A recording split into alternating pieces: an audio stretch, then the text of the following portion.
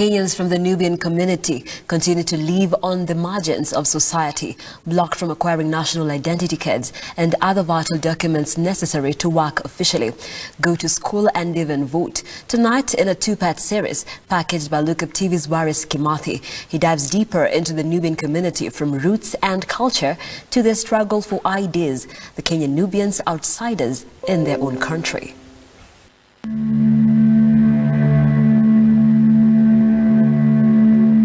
For years, the Nubian community of Kenya has relentlessly fought to be recognized as one of the country's many ethnic groups. Their struggle, which spans across decades, has involved politics, backdoor deals, and unfulfilled promises, leaving hundreds unsure of where exactly they stand in their own country of birth. For any other ordinary Kenyan, they can get an ID between 2 to 4 weeks. For a Nubian, is between 6 months to infinity. Koti ilikata shauri Wanubi warudishwe wapewa haki yao 4,129 acres. Niko na waiting from sasa niko na miaka 9. Niko na waiting sijaipata ID. This two-part film takes a look into a thorn in the flesh of Kenya's citizenship policy, the Nubian question.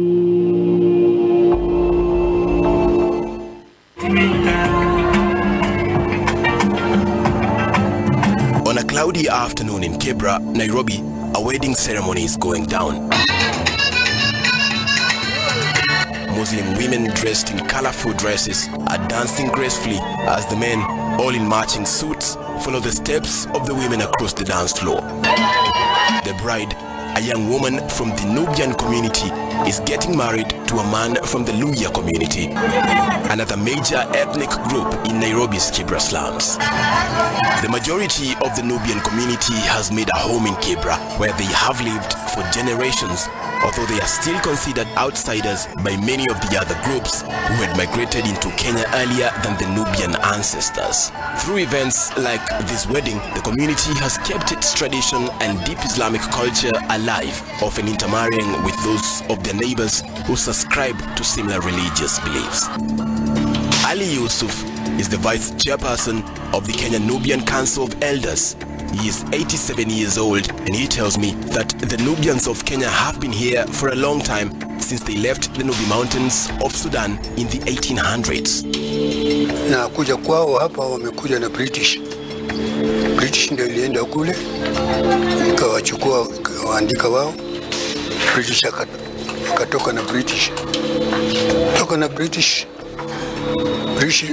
wakawachukua wakaja wakafika Uganda. British walipokuwa wanataka kutawala Uganda, lakini wakakuta iko mfalme huko, ikawa ngumu kutawala nchi ile. British ikatoka na wazee wakaja mpaka hapo Naivasha, hii mahali ambapo unasikia inaitwa Aldama Ravine. Ndio wakati walipotoka huko kule, ndio ikawa maskani yao ya kule.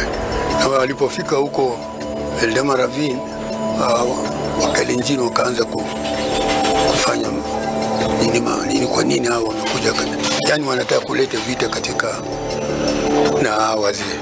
Basi wazee walikuwa na fikira tofauti, wakaona sasa hawa watu ni wengi, tutafanyaje?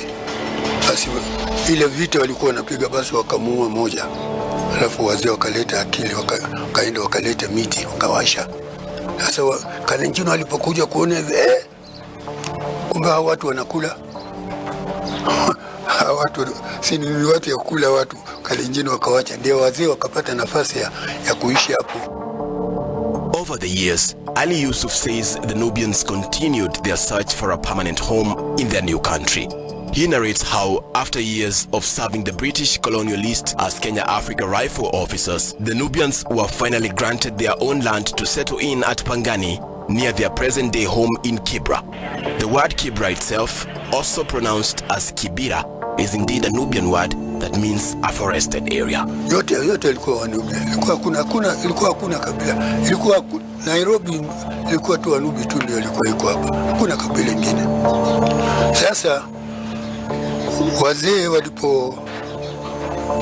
walipokuwa wamekaa hapa, sasa ikawa British government wakaona sasa hawa wazee sisi tumewaleta hapa, nzuri wote tuwape wao wakae hapa kabisa. Lakini kitu ambayo British walikosea Wanubi, haikupeana nini yani mahali ambapo na wakati ile unajua katika Qurani inasema nini, yani ardhullah wasa, yani hii ardhi ya Mwenyezi Mungu ni kubwa, hakuna mtu. Sasa wazee fikra hao wanafikiri labda ile maneno alisikia katika Qurani, yani ardhi ya Mwenyezi Mungu.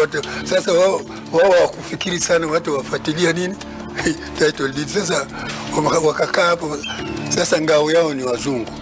After independence, Nairobi grew exponentially as a city, and many Kenyans from across the new republic started moving there, the result being informal settlements like Kibra, one of Africa's largest slum areas. The Nubian Kenyans found themselves sharing their space with thousands of people from other tribes, being the only Muslim community coexisting with predominantly Christian neighbors. I have said several times that I do not intend to make major changes in the administration of the country. As governments and regimes changed hands and tribal politics took root, the Nubians had lost their claim on the land given to them by the imperialist administration, and their fight for community land and identity started all over again. Wakili wetu anaitwa Korir akafanya appeal kwa African Court. Kesi ilienda huko African Court, kesi ikasikizwa. Koti ilikata shauri Wanubi warudishwe, wapewa haki yao 4,100.9 acres.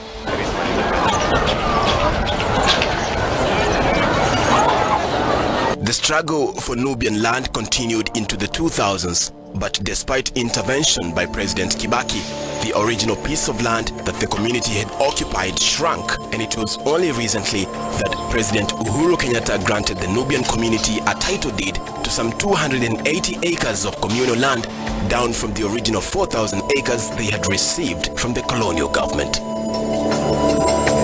My name is Mustafa Mahmoud, the Senior Program Manager with Namati, Kenya. I've been working on issues of citizenship for the past 9 years. On top of losing the land they had settled on for decades, members of the Nubian community were facing a renewed problem. In 2017, the government of Kenya registered the Makonde community as the official 43rd community of the country, but the people of the Nubian community here in the country, with hundreds of thousands of their people spread across the city and other parts of the country, are still waiting for their turn, and as their leaders tell me, the wait is costing their future. For any other ordinary Kenyan, they can get an ID between 2 to 4 weeks. For a Nubian, it's between 6 months to infinity. In the second and last part of the Nubian question, we explore the community's struggle for citizenship, national identity cards, and the upcoming Huduma Bill, which could prove to be a nightmare for many. Waris Kimathi, Lookup TV in Nairobi.